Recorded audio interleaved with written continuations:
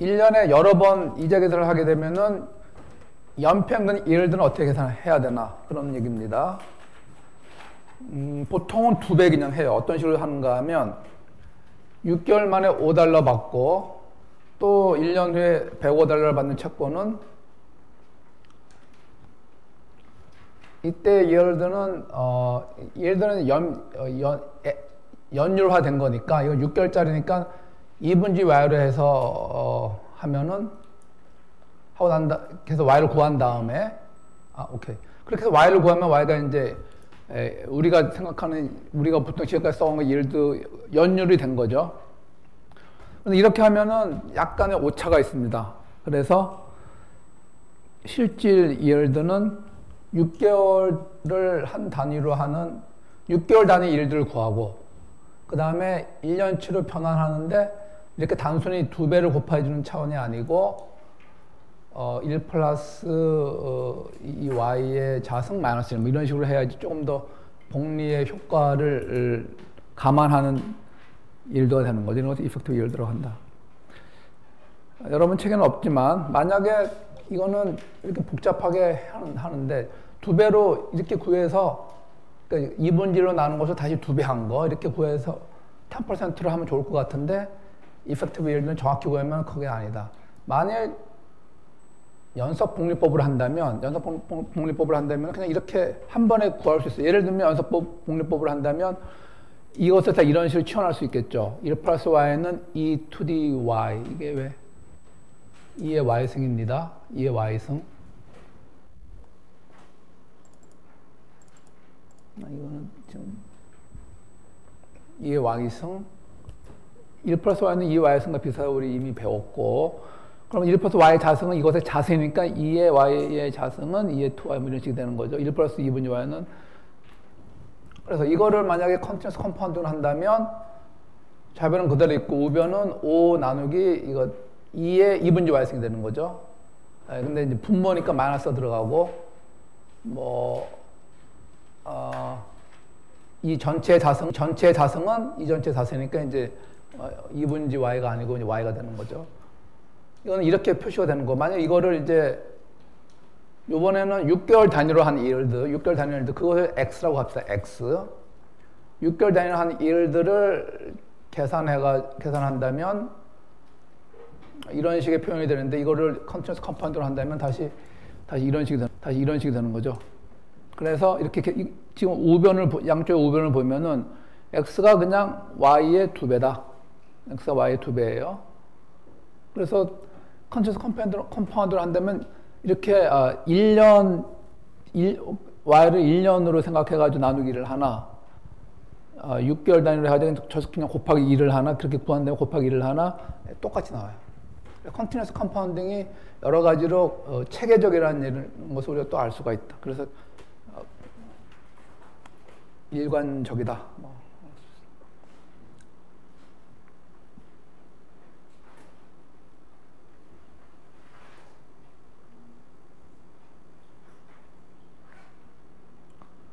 그 다음에는 비슷한 개념인데 이표체 yield.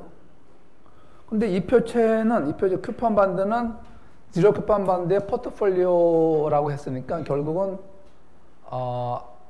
지난번에 공부한 포트폴리오 yield하고 뭐 사실상 내용이 같은 개념이죠.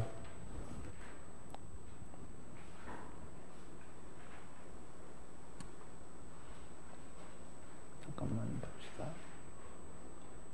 봅시다. 그래서 이 표체라고 하지만 이거 포트폴리오를 생각한다면 이거는 두 가지 이 표체의 yield를 제가 비교를 했습니다.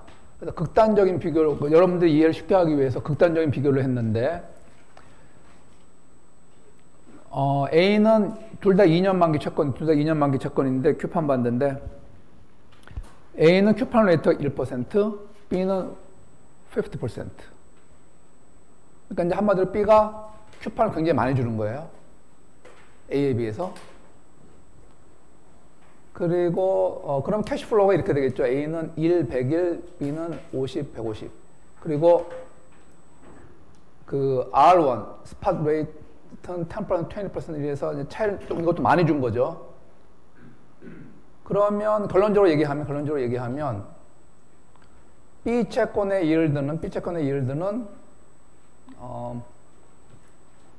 첫 번째 받는 캐시플로우가 두 번째 받는 캐시플로우보다는 작지만, 이게 150보다는 작지만 그래도 꽤 많이 받죠. 이거는 작은데 너무너무 적게 받아서 B 채권 같은 경우에는 첫 번째 받는 캐시플로우의 의미가 상당히 있는 거예요. 그래서 이 50달러를 나눠줄, 50달러에 적용될 R1이 그 yield에 기여하는 바가 꽤 크다. yield를 계산하는데 꽤 많은 의미가 있다. 그래서 결국은 R1이 꽤 많이 포함된, 꽤 많이 반영된 17.5%. 첫 번째 경우는 이거는 사실 첫 번째 캐시플로우는 거의 없는 거랑 마찬가지이기 때문에 큐판이 낮으니까 두 번째 대부분의 캐시플로우가 있는 두 번째 캐시플로우에 적용되는 할인율이 거의 yield와 가까워진다. 그런 뜻입니다. 그렇게 어려운 얘기 아닙니다. yield는 분명히 R1, R2의 어떤 중간값인데 R1, R2가 많이 적용되는, 각각이 많이 적용될수록 그것이 yield에서 차지하는 비중이 커진다. 여전히 R2가 가장 많이 적용하죠. 왜냐하면 캐시플로우가 파 플러스 큐파니까 많을 수밖에 없는데, 뭐 그런 뜻입니다. 이거를 책에는 없지만은 그런 뜻입니다. 이거를 우리가 애널리티컬리 분석적으로 한번 봅시다. 큐판과 yield가 어떤 식의 관계가 있나. 자, 문제를 간단히 하기 위해서 2년짜리 채권인데 파 밸류가 1달러예요. 큐판 레이팅은 C. 그러니까 이 채권은 캐시플로우가 두 개죠. 첫 번째는 C고 두 번째는 1 플러스 C예요. 파 밸류가 1달러니까.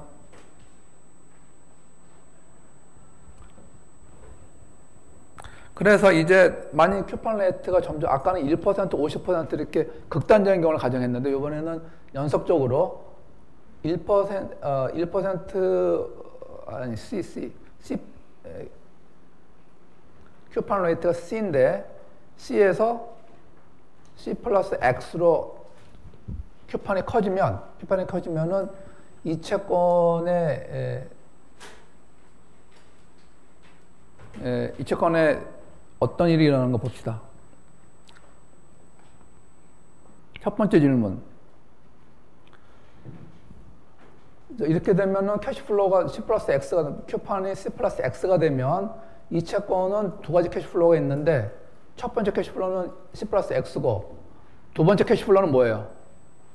이 채권은 1 플러스 C 플러스 X가 되겠죠? 1 플러스 C 플러스 X. 왜냐면 이게 이제 큐판 레이트니까.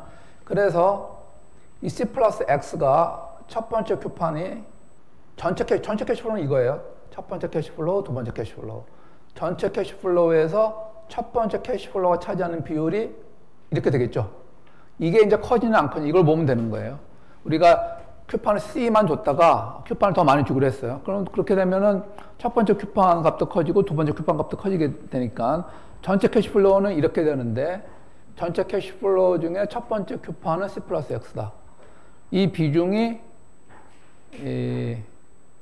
커지는가 안 커지는가, X가 커짐에 따라서 이 비중이 커진다면 첫 번째 캐시플로우가 상대적으로 더 커지니까 첫 번째 캐시플로우를 할인할 R1이 yield에 기여하는 바가 더 커지게 되겠죠. 뭐 이거는 간단하게 편미분하면 되겠죠. 편미분. 이 비중을 W라고 한다면 X가 커질 때 W 어떻게 되는가? 여러분들 분수의 미분 알죠? 분모의 자승분지 분자 미분 곱하기 분모 마이너스 분모 미분 곱하기 분자. 근데 이 사인은 이게 플러스나 마이너스는 이제 분모는 이거 무조건 플러스니까 분모는 의미가 없으니까 요것만 보면 요것만 보면은 뭐 별로 어렵지 않아요. 이걸 지금 A 이걸 B로 지금 본 건데 위만 보면은 여기서 A를 X로 미분한 거 곱하기 A가 있고 여기도 또 A를 X로 미분한 거 곱하기 A가 있으니까 이 두 개는 서로 캔슬되고 요것과 요것만 남는 거죠. 이렇게 남는다. 그러면 A를 X로 미분하면 간단하죠. A를 X로 미분하면 1이 남네. 그죠? 그리고 B를 써주고, B를 X로 미분해도 1이 남고, A를 써줘. 그러면 1밖에 안 나요. 그러니까 1이 남는다. 1이 남는다. 그래서 크다. 0보다 크다. 그래서 X가 커질 적에 이 첫 번째 캐시플로우의 비중은, 커진다. 그렇죠? 편미분이 이렇게 나오니까. 김지혜, 편미분 배웠어? 고등학교 때 문과니까 편미분 안 배울 수도 있었겠구나. 편미분 안 배운 사람, 경제국문제는 없죠? 네? 그러면 또 다른 질문이, 관련된 또 다른 질문이, 이거는 그냥 단순한 캐시플로우고, 이 채권 가격은 단순한 캐시플로우가 아니라 캐시플로우들의 현재 가치들을 합친 거죠.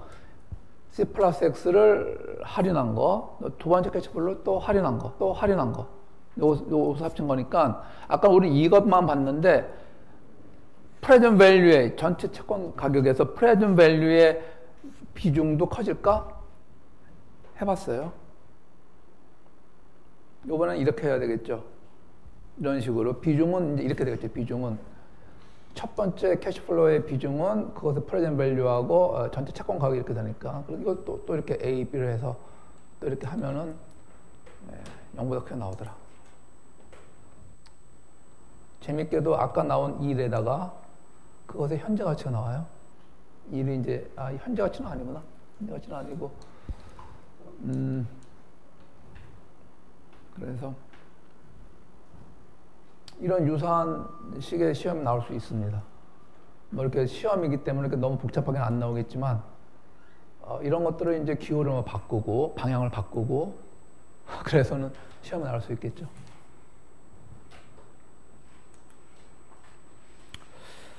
자, 지금 이것은 제가 증명해 보인 거고, 조금 전에 얘기를 그냥 우리가 직관적으로 설명했는데, 이러니까 이것이 캐시플로우가 앞에 더 훨씬 더 많이 나오니까 이것이 적용된 할인율 R1이 1을 대해서 차지하는 비중이 커지기 때문에 이것보다는 그 10%, 그러니까 이것보다는 10% 조금 더 가까운 값이, 이것을 이제 증명 없이 그냥 설명만 한 거예요. 근데 우리는 이제 가능하면 객관적으로 증명하는 게 좋은데 굉장히 간단한 케이스를 들어가서 증명을 했죠. 김지혜.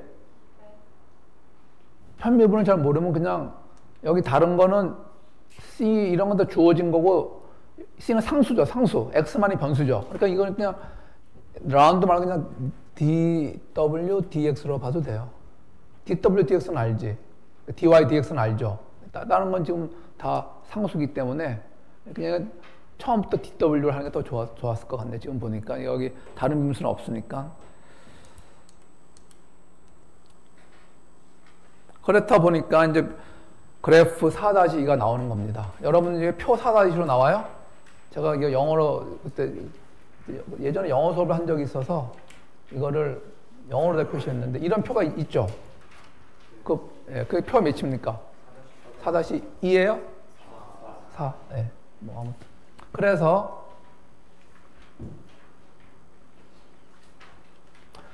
자, 이게 좀 복잡해 보이죠? 첫 번째는 아무것도 아니에요. 첫 번째는 스팔레이트가 이제 1년짜리, 2년짜리, 3년짜리 이렇게 스팔레이트가 올라가고 있어. 그러니까 사람들이 만기가 길어지는, 나중에 받게 되는 캐시플로우일수록 사람들이 더 높은 수익률을 요구하는 그런 상황이에요. 시장 상황이. 그런데 큐판 반드가 두 개 있는데 하나는 낮은 큐판 레이트가 낮은 거, 하나는 높은 거. 좀 크게 차이를 많이 뒀죠. 이것 때 예를 들면 어떻게 될 건가? 예를 들면 기본적으로 이제 만기가 커짐에 따라서 이채권이든 이채권이든 만기가 커짐에 따라서 이제 올라가게 돼 있죠. 왜냐하면 캐시플로우는 나중에 받을수록 높은 일들을 요구하기 때문에 기본적으로 올라가게 되어 있는데 어느 속도로 올라가는가 두 가지를 비교한다면, 그러면 아까 조금 전에 얘기했듯이 2%하고 30% 중에서 어떤 게 더 초기에 캐시플로우를 상대적으로 많이 받아요? 2%야, 30%야? 30%죠. 그러니까 이 초기에 적용될 2%, 15% 이런 것들의 비중이 좀 더 커지기 때문에 얘네들은 올라가기는 올라가지만 여기에 비해서 덜 올라간다 뭐 그런 얘기예요.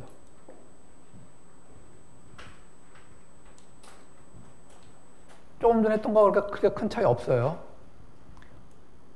한 번 더. 여러분들은 처음 보기 때문에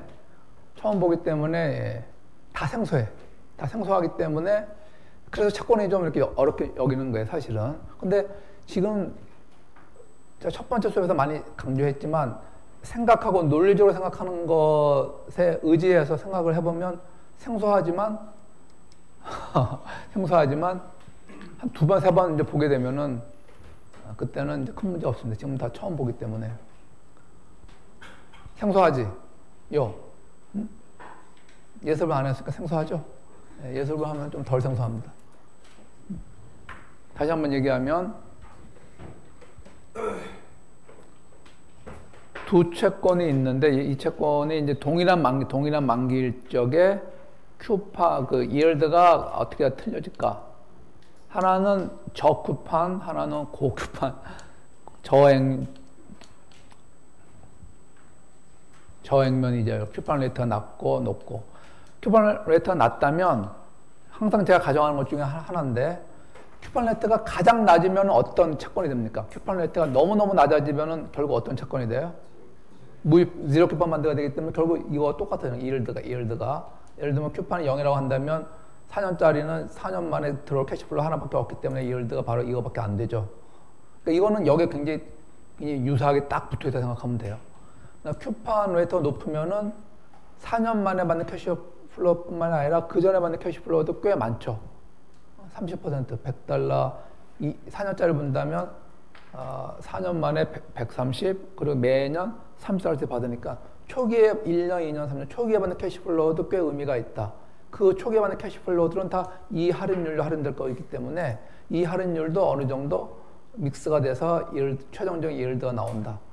그래서 32%에 아주 가까운 수치는 아니고 이것도 믹스돼서 이렇게 나온다. 뭐 그런 얘기가 되겠어. 그러면 이거를 꼭 똑같이 적용해 보면은 드디어 이 무시무시한 그림이 나온다. 책에 나와 있죠. 굉장히 유명한 그림이에요. 굉장히 유명한 그림. 뭐 다양한 시험에 잘 적용되고 재시험에서도 나올 확률이 있고. 그러면 한꺼번에 모든 거 이해하려고 그러면 누구야? 조성기 얘기대로 복잡하니까 너무 많은 걸 봐야 돼. 이거는 forget it. 이거는 잊어버리세요. 요것만 잘 이해하면 돼. 요것만 잘 이해해. 시험 이걸 내죠. 요것만 잘 이해하면 돼요. 시험 이렇게 낼 테니까. 아까 2%, 자, 이거는 이제 스팔레이 커브입니다. 스팔레이 커브는 이제 yield 커브 얘기를 다시 하겠지만 yield 커브를 이렇게 여러 가지로 정의하는데 스팔레이 커브를 yield 커브라고 얘기하기도 해요. 가끔씩. 더 정확히 얘기하면 zero 큐판 반드의 yield 커브가 되겠다. 그럼 2% 큐판 반드는 만기가 커지면 2% 큐판을 주는 건 정해져 있고 만기가 계속 커짐에 따라서 그 각각의 만기가 커짐에 따라서 그때 yield는 어떻게 변할까? 라고 한다면 2% 큐판 반드는 어떤 채권하고 비슷하다고 그랬어요? 제가 조금 전에 zero 큐판 반드가 비슷하다 그러니까 여기하고 비슷하게 움직인다고 보면 돼요. 여기하고 비슷하게. 그렇죠? 그래서 올라가긴 올라가는데 많이 비슷하게 올라간다. 이게 만약 30% 큐판이라고 한다면 드디어 제로 큐판 반드와는 꽤 다른 형태의 채권이 되는 거예요. 그래서 같은 4년 만기라 하더라도 이 채권은 캐시플로가 4번 있는데 그 4번이 다 R1, R2, R3, R4에 골고루 나눠져서 할인될 거기 때문에 그 전체 yield도 이 채권 전체 yield도 R1, R2, R3의 값이 꽤 많은 영향을 미친다. 그래서 R4와 아주 가깝지는 않고 그것보다 꽤 밑으로 내려가 있다. 그러니까 yield도 만약 130%라고 한다. yield도 130% 큐폰이라고 한다면 이게 더 내려가겠지. 130% 큐폰은 나중에 만기 때 받는 캐시플로가 더 많아요? 아니면은 보통 때 받는 캐시플로가 더 많아요? 130% 큐폰을 낼 때 130%라고 한다면 만기 때 받는 캐시플로가 더 많아요? 아니면 그 만기 전에 받는 캐시플로가 더 많아요? 큐폰이 더 많아요? 만기 혹은 그 전? 그전 여러분들 내 수업을 처음 듣기 때문에 트라이얼 에러를 이렇게 하는 겁니다. 파밸류가 $100라고 하자. 파밸류가 $100라고 하면 1년 만에 받는 큐판 액수가 얼마큼 돼요? 130% 큐판 레이트 130이죠. 그럼 만기 때는 얼마 받아요? 만기 때는 큐판 안 줘도 돼요? 회사가? 230이죠. 그래서 한 130% 큐판도 그것도 만약에 그것도 여전히 만기에 그 임팩트가 가장 크고 만기 때문에 캐시플로 임팩트가 가장 크고 그 전에도 임팩트가 이제 이것보다는 더 커지게 돼서 이런 식이 되겠죠. 요거는 여러분들 그렇게 이해하시면 됩니다.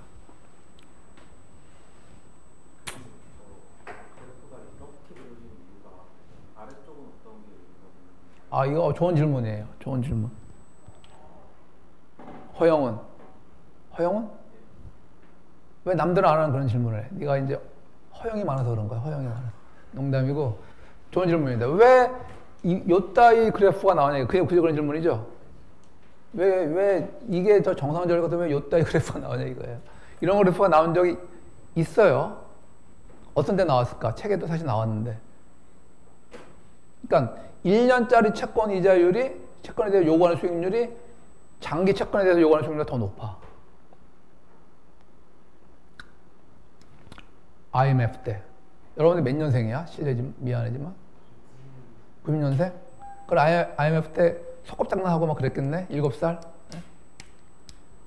IMF 때 갑자기 뭐 이른바 국가부도의 상황이 돼가지고 그 미래가 굉장히 불확실해지면서 이자율이 거의 30%까지 올라. 30%까지 됐었어요. 한때.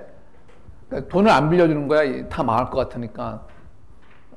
그런데 이제 단기 이자율은 그랬는데 장기 이자율은 안 그랬어요. 장기 이자율은. 그러니까 IMF가 계속 될 것이지 아니라는 것은 사람들 시장에서 어느 정도 예측을 하고 있었기 때문에 단기로 1년에 이자 빌려주고 뭐 6개월 빌려주는 것은 굉장히 높은 이자를 요구했지만 장기로 빌려주는 거는 지금은 굉장히 이자율이 높은 상황이지만 이게 스텝 바이 스텝으로 내려갈 거라고 시장에서 어느 정도 예측하고 있었기 때문에 실제로 지금 이자율이 2%밖에 안 돼요. 예전에는 30% 올. 그래서 그때는 단기 이자율이 장기 이자율보다 더 많이 그런 경우도 있어요. 제가 이런 질문 제가 기대했던 질문입니다. 왜냐하면 여러분들이 생각을 하고 있으면 생각을 좀 진지하게 하고 있으면 이렇게 주어진 거를만 이렇게 주어진 거에 대해서 질문 하나도 하지 않고 이건 좀 카운터 인투어티브 직관에 반대되는 그런 그래프처럼 보이기 때문에 근데 그런 생각이 나더라도 질문하는 습관에 안 들어져 있으니까 절대 질문을 안 하는데 영훈이는 그런 식의 질문을 하는 게 좋습니다.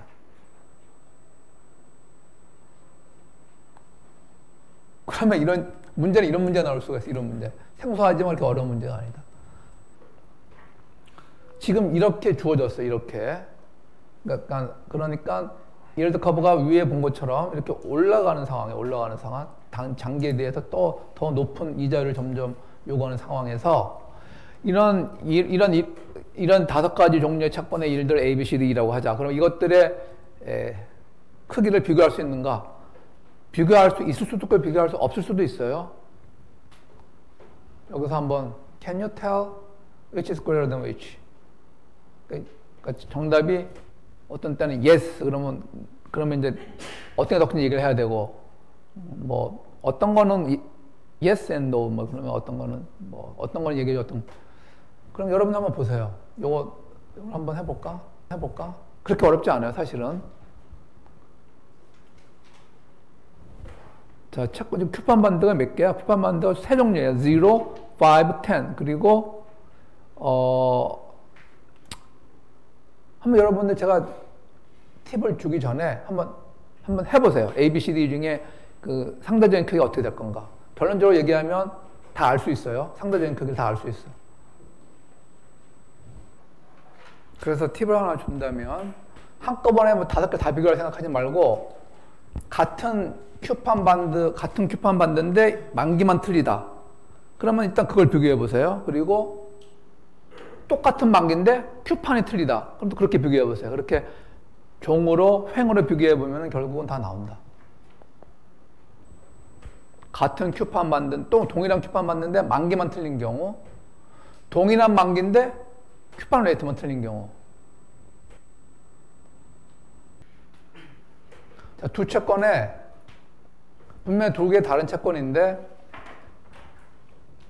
두 채권의 캐시플로우 타이밍이 틀려야 다른 채권은 두 채권의 캐시플로우의 타이밍에 차이가 있어요, 없어요?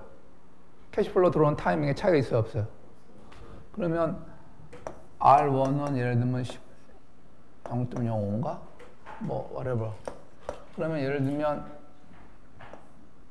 하나는 $100 받는 채권, 하나는 하나는 110달러 받는 채권이네. 그러면 1 플러스 R1는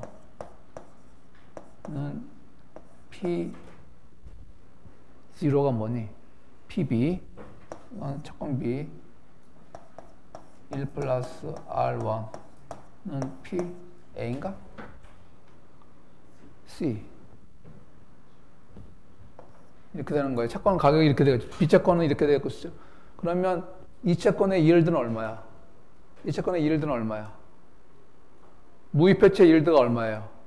스팟 레이트라고 그랬잖아. 이거죠. 이거는 형식상으로는 큐판 반드죠. 실제적으로는 무이표체하고 똑같지. 그렇잖아. 그죠? 그러니까 이것도 yield는 당연히 R1이에요. R1. 오케이? 그래서 그 무이표체가 똑같은 거예요. 여러분 헷갈리게 하기 위해서 이렇게 한 거, 트릭을 이제 쓴 것 뿐이죠. 그 다음에는 대충은 맞을 것 같은데. B하고 C하고 같고, A, E, D. 이렇게 된다. 그러니까 이제, 너는 거의 맞췄어. 그지? 거의 맞췄는데, 무슨 얘기인지 알겠지? 왜 이렇게 될지는, 아까도 얘기했지만 종으로 비교하고 횡으로 비교해보자. 예를 들면 C와 A를 비교하면 이거 뭐가 같고 뭐가 틀려요? 똑같은 큐폰 받는데 만기만 틀리죠. 만기가 A가 더 길단 말이야. 지금 만기가 길수록 똑같은 큐판인데 만기가 길수록 지금 이렇게 주어졌기 때문에 스팟 레이트가 만기가 길수록 이렇게 올라가게 되겠죠. 그러니까 그걸 적용하면 되고, 그 다음에는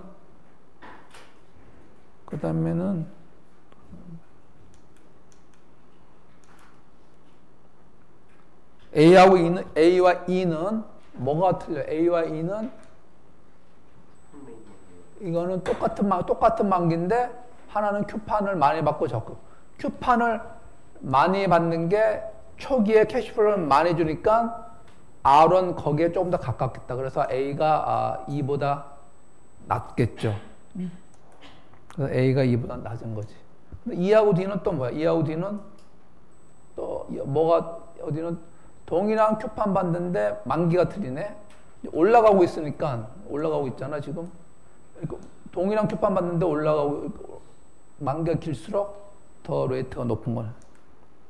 만기가 그러니까 D가 가장 길다. 그래서 지금 여러분들이 이제 이거는 생소함의 문제지 어려운 문제는 아니에요. 난해한 문제는 아니에요. 이 문제는 오늘 당장 답이 막 나오고 다 비슷한 얘기까지 한 학생이 있을 정도로 근본적으로 어려운 문제는 아니야. 생각을 해보면 돼요. 여러분들한테 생소할 뿐이지. 생소한 걸 가지고 자꾸 굉장히 어렵다 생각. 여기 좀 다 기본적으로 더하기 빼기 문제, 그죠?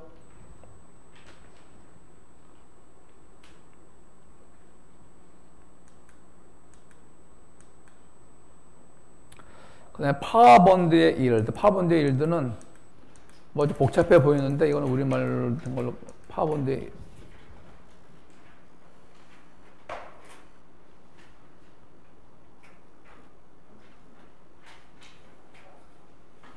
파워본드의 액면가 채권의 만기 수익률. 그건 이제 그거를 이름하여 파이일드라고 한다고요. 파이일드. 액면가 채권도, 그러니까 액면가 채권은 무슨 뜻입니까? 액면가 채권은 무슨 뜻이야? 물어봐야 되겠네.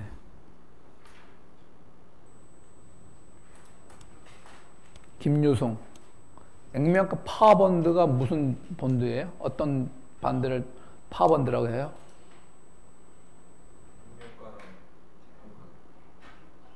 그렇죠. 액면가와 채권 가격이 같다. 채권 가격이 바로 파가 되는 그런 특별한 채권이죠. 왜 파워번드가 다른 채권에 비해서 의미가 있는가 하면 읽어보세요. 그건 책에 나와 있습니다.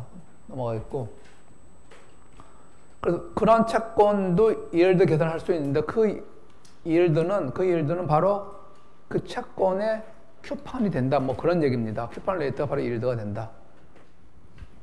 이거는 지난 시간에 우리 했었어요. 쿠폰을 우리가 원하는 요구 수익률보다 더 많이 주면은 채권이 가격이 파보다 더 커지고 그런 얘기 했었죠. 그거 생각해 보면 이 채권은 왜 파반도가 됐냐? 애초에 왜냐하면 이 채권에서 요구하는 수익률만큼 정확히 쿠폰 레이트를 딱 맞춰주기 때문에 채권 가격도 파가 됐다.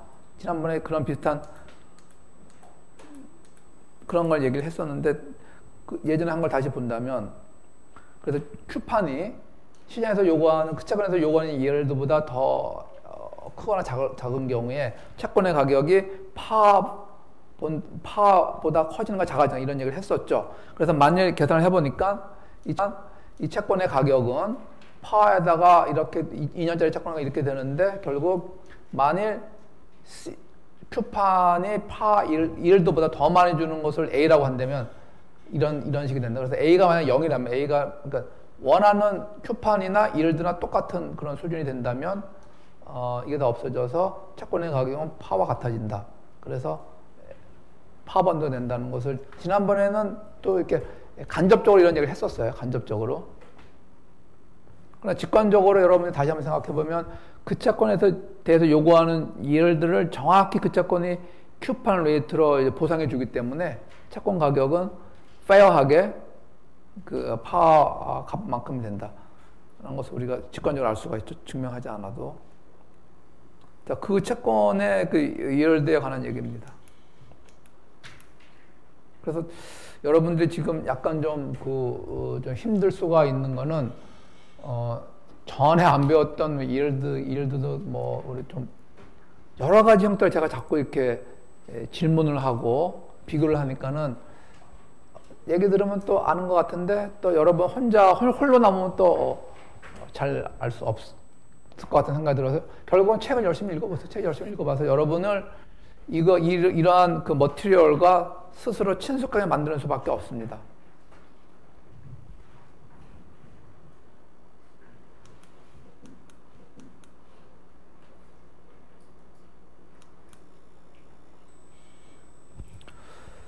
그럼 이 채권은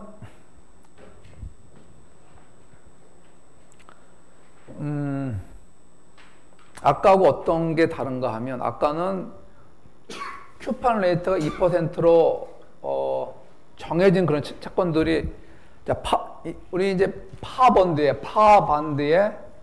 액면가 채권의 만기가 커질 적에 그것의 yield는 어떻게 변할지 그걸 알고 싶은 거예요. 액면가 채권을 계속 유지하면서 뭐만 틀려지냐? 만기만 길어질 적에 yield가 어떤 식으로 변하는가? 지금 그걸 얘기하려고 하는 건데 그렇다면은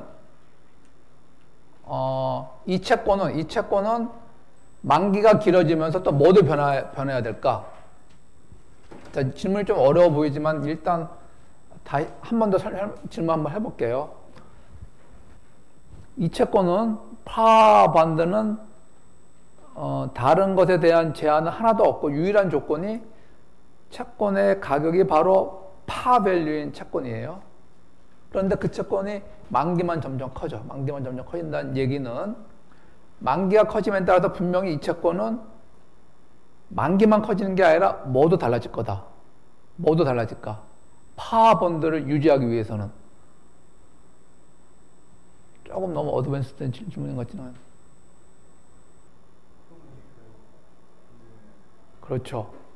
자, 다시 한번 들어보세요. 최창기 학생이 질문은 파반드가 만기가 길어지면서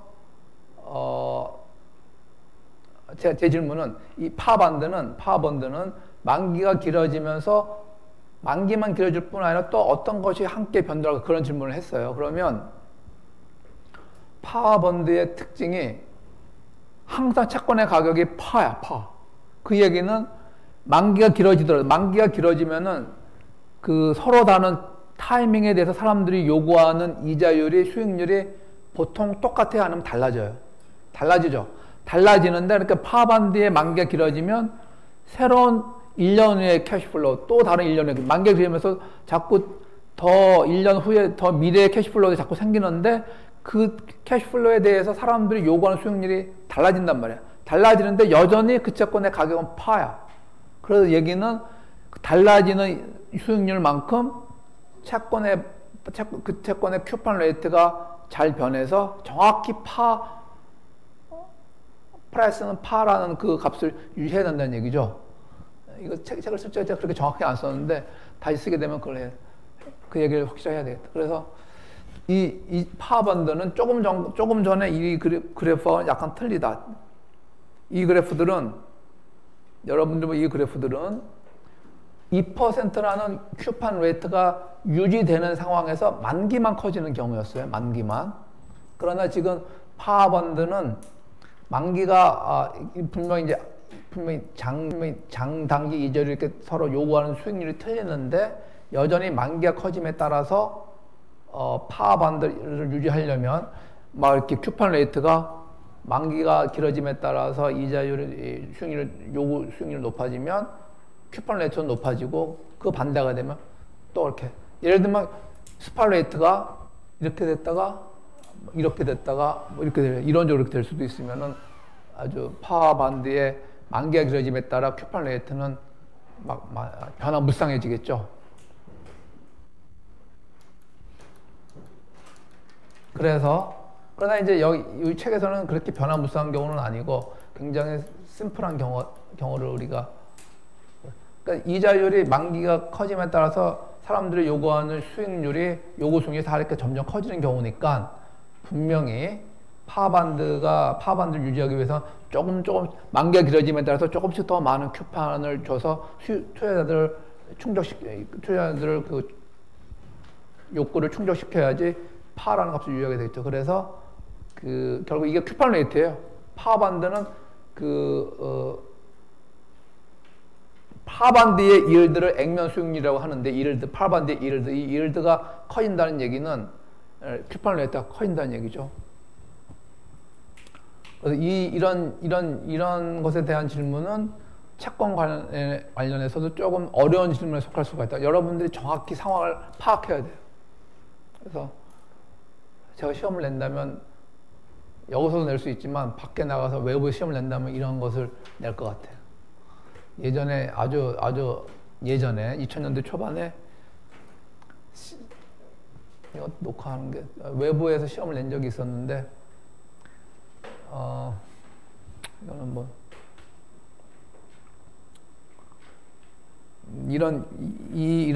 이런 주제는 아니었지만 이런 식의 질문을 좀 생각해야지 풀 수 있는 문제를 냈는데 맞힌 사람이 거의 없어서 그 다음부터는 그 시험에서 저를 이제 시험 출제위원을 안 부르더라고.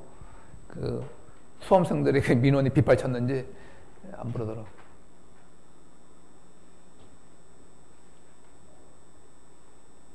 책에 보면은 이 만기가 길어지면 시장 이자율이 이렇게 정해져 있을 적에 만기가 길어짐에 따라서 몇 퍼센트의 쿠폰을 줘야지 이게 파워펀드가 될 건가 그 공식이 나와 있죠. 항상 파를 유지하기 위해서는 어떻게 계산해야 되는지 R1, R2 그런 선물 이자율의 함수 현물 이자율의 함수 혹은 디스카운트 여기 나와 있을 텐데 이렇게 나와 있죠. 이 정도의 쿠폰 레이트를 줘야지 파워펀드를 유지할 수가 있다. 이건 어려워 보이지만 이거는 이제 1년에 2번 이자를 주는 경우고 1년에 한 번 이자를 주는 경우는 뭐 이런 식이 된다. 그래서 여기는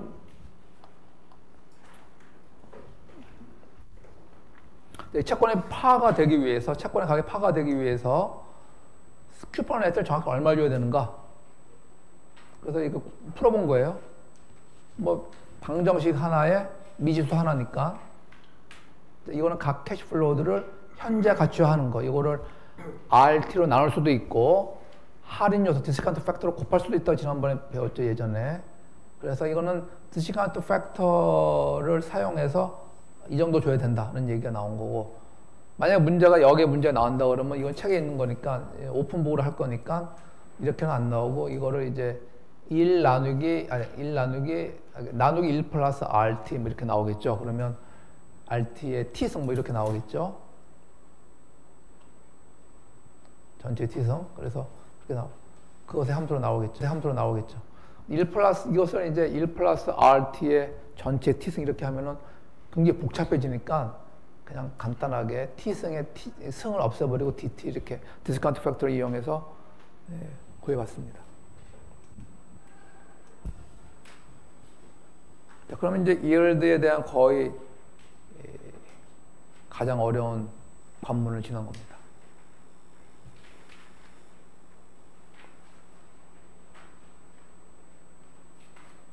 그래서 결국 스파럴 레이트가 이렇게 올라가고 있는데 파 반드의 yield는 결국 파를 유지하려면 몇 퍼센트의 큐판을 계속 줘야지 파를 유지할 건가? 같이 올라간다.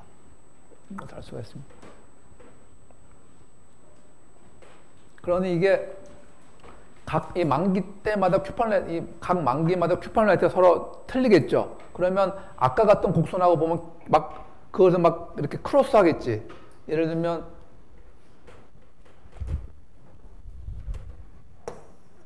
아까 원래 스파럴 레이트가 이렇게 되고, 이거는 1% 큐판 반대의 yield 커브, 이거는 뭐 2% 큐판 yield 커브. 그러면 저 액면 수익률 곡선은 1% 고정되어 있지 않고 점점 올라간다고 보면, 하여간 그건 해봐야 알겠는데, 지금 예를 들면 뭐 이런 형태가 될 수도 있지 않을까.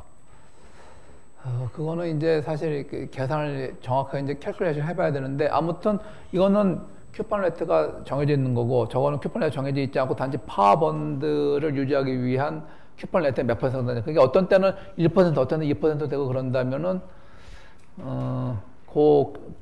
서로 다른 큐판 반드의 yield커브를 이렇게 막 뚫고 지나가는 그런 형태가 될 수도 있겠죠. 근데 그렇게까지는 뭐 여러분들은 몰라도 됩니다. 생각해보면 저런 게 나올 수 있겠다, 그런 뜻이고.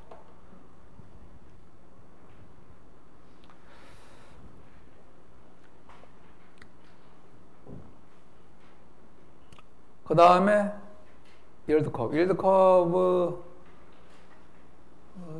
잠깐만, yield curve가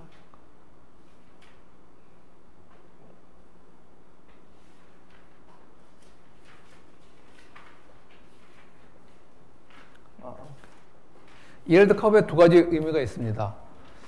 어떤 때는 그냥 이 R1, R2, R3 이 스파럴 레이트들을 그냥 만기에 따라서 이렇게 표시한, 만기에 따라서 스파럴 레이트가 어떤 값을 가요. 이걸 yield curve 얘기할 때도 있고, 이때 이제 또 다른 얘기가 term structure of interest, 이자율 기간 구조 뭐 이렇게 얘기하기도 해요.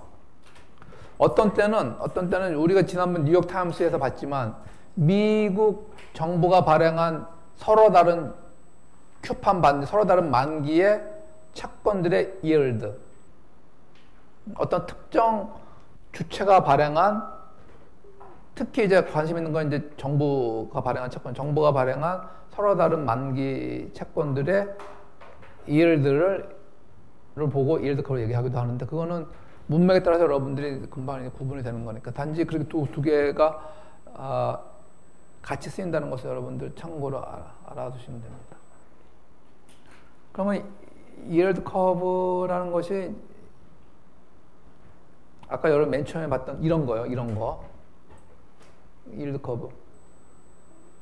미 국무부 채권의 yield curve는 지난번에 봤었죠, 뉴욕 타임스에서. 만기가 30년까지 가고 1년, 6개월.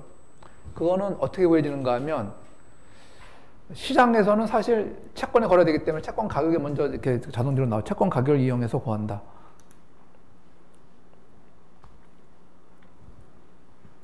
그러나 시장에서는 제로 쿠폰 반드보다는 쿠폰 반드가 더 많이, 훨씬 더 많아요. 그래서 쿠폰, 시장에 굉장히 풍부하게 많은 쿠폰 반드들의 가격과 할인율 개념을 활용해서 구한다. 예를 들면,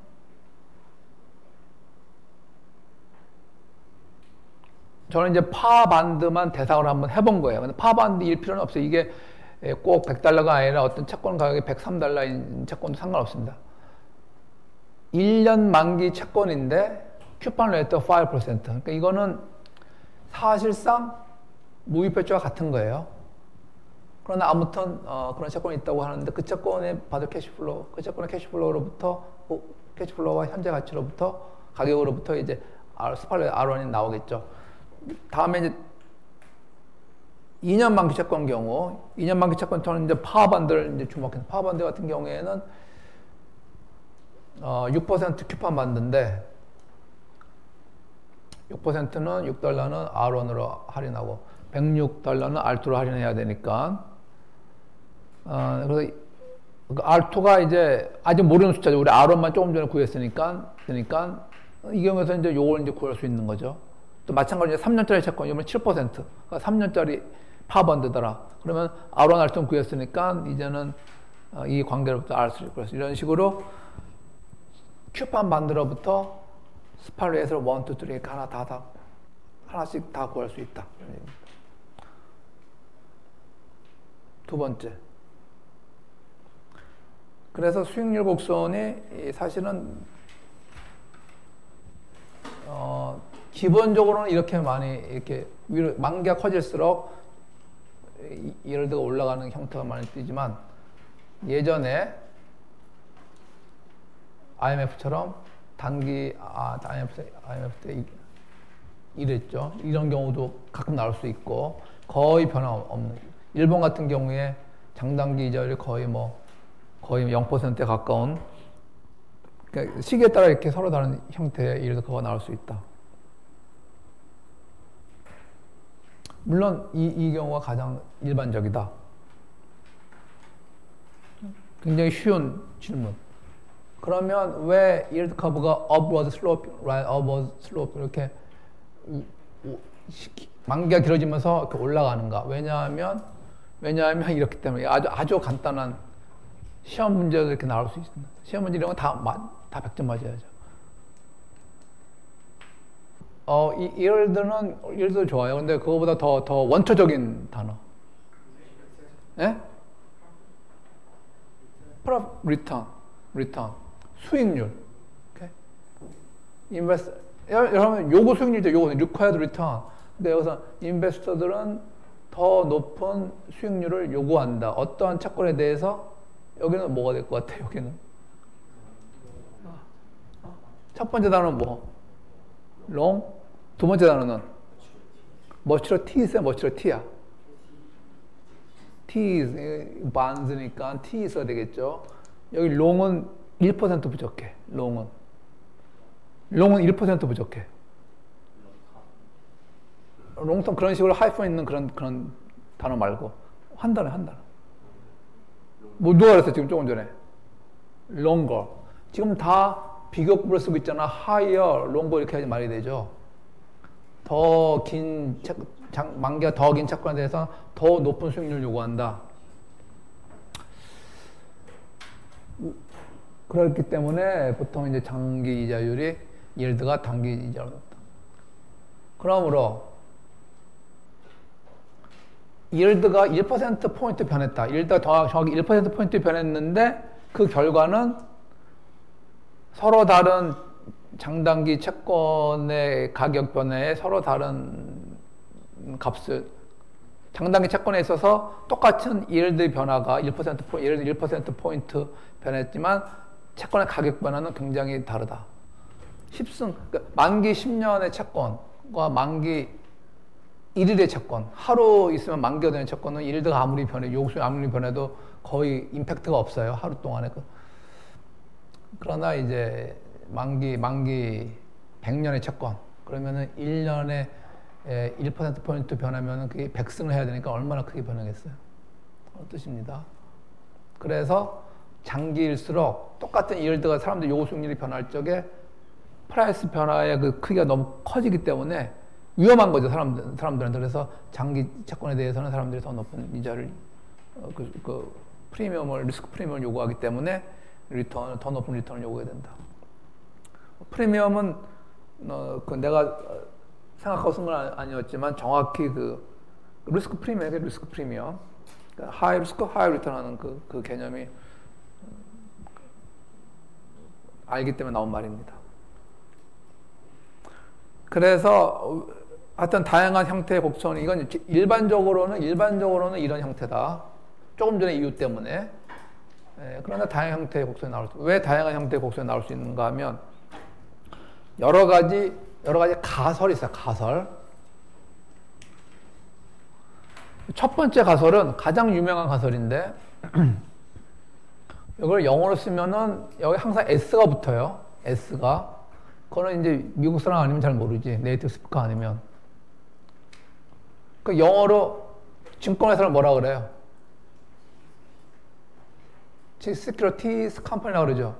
보안회사는 Security Company라고 그러고. 그래서 그 붙이고 안 붙이고 차이가 많이 납니다. 그래서 이거는 무조건 S가 붙는다는 것을 기억을 해두면 좋을 것 같고. 이거는 무슨 얘기인가 하면 왜 장기 이자율이 단기 이자율보다 높은가 하면은 앞으로 미래의 단기 이자율이 높아질 거기 때문에. 그러니까 왜 2년짜리 이자율이 1년짜리 이자율보다 높은가? 그러면 지금 1년보다 향후 1년의 이자율이 더 높아질 거기 때문에 그 두 개가 믹스된 2년짜리 이자율은 현재 1년짜리 이자율보다 더 높다. 높을 그것이 그 이유다라고 얘기하는 거예요. 이렇게 주장하는 사람들이 있고, 두 번째는 그게 아니고 사람들은 위험을 생각할 적에 단기를 더 좋아한다. 예를 들면 1년, 여러분들 1년의 투자 기간을 가지고 있는데 1년 동안 여러분 돈을 이제 투자하고 싶은데 그렇다고 해서 반드시 1년 만기 채권을 살 필요는 없어요. 5년 만기 채권을 사서 1년 뒤에 4년 만기가 돼서 그때 팔아도 돼요. 그래도 채권 투자인데 위험을 싫어하는 사람들은 1년 만기 채권을 사겠다. 왜냐하면 5년 만기 채권에 1년 뒤에 4년 만기가 돼서 그때의 가격은 모르죠. 그때의 시장 이자율 따라 틀리죠. 그때 자주 쓰는 영어 표현이 있다. 그때 시장 이자율, 1년 후에 그때 시장 이자율에 따라 틀리다. 여러분들 잘 알고 수업 시간 했었나?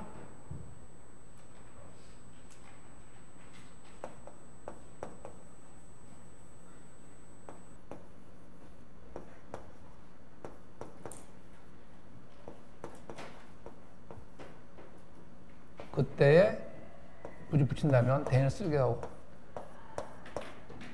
interest rate. 자, 5년 만기 채권의 1년 후의 가격은 그때의 1년 후에 그 1년 후에 그 시장 이자율에 따라 틀릴 것이다. interest rate, market interest rate. 그래서 그때 적용될, 그때 시장에서 나오고 그때 시장에서 적용되는 그때 이때 뭐를 쓰는가 아마 다 혹시 아는 사람 있어요? ing. 이거는 prevailing이라고 했습니다. prevailing. 우리 승리하리라. prevail 말하던 prevailing이라고. 영어로 이제 그런 표현이 나오면 이게 그런 뜻인가 보다라고 여러분 생각하면 되겠고. 그래서 이 5년짜리 채권 투자하지 않는다. 왜냐하면 그때 시장 이자율에 따라서 이제 채권 가격이 1년 후에 어떻게 될지 모르기 때문에 사람들이 피하는데 이 채권 투자하기 위해서는 이 채권의 가격이 낮아져야 되겠죠. 낮아진다는 얘기는 수익률이 높아진다는 얘기니까. 그래서 장기 이자율, 보통 단기 이자율보다 더 높다. 세 번째는 또 유명한 건데, 이거는 뭐 장기 이자율과 단기 이자율은 특별한 관련이 없다. 어떤 사람은 1년 만기, 2년 만기 단기 채권에 투자하고 어떤 사람은 장기 채권을 좋아한다. 보험회사 같은 경우에는 Asset Liability Management, ALM. 보험회사가 보통 장기로 보험을 받으니까 자기도 그런 장기 자산을 가지고, 보험회사 입장에서는 부채죠, 부채. 그러니까 보험회사 입장에서는 듀레이션 매칭을 하기 위해서 보험회사도 장기의 그 어떤 투자 자산을 가질 필요가 있기 때문에 보험회사들은 대부분 장기 채권을 좋아한다. 뭐 그러면 그것 때문에 장기 채권, 보험회사들 같은 기관들에 의해서 결정되는 거, 단기 채권 좋아하는 또 투자자들에 의해서 단기 채권 가격이 결정된다. 그런 얘기입니다. 삼성전자처럼 블루칩만 좋아하는 사람이 있고 대박을 누리면서 코스닥 종목에만 투자하는 개미들이 있다. 그러면 삼성전자의 가격과 코스닥의 가격이 블루칩과 코스닥의 가격들이 굉장히 서로 하나는 올랐는데 하나는 뭐 오르지 않고 별 관계가 없기 때문에 그렇다. 이렇게 얘기할 수 있겠죠.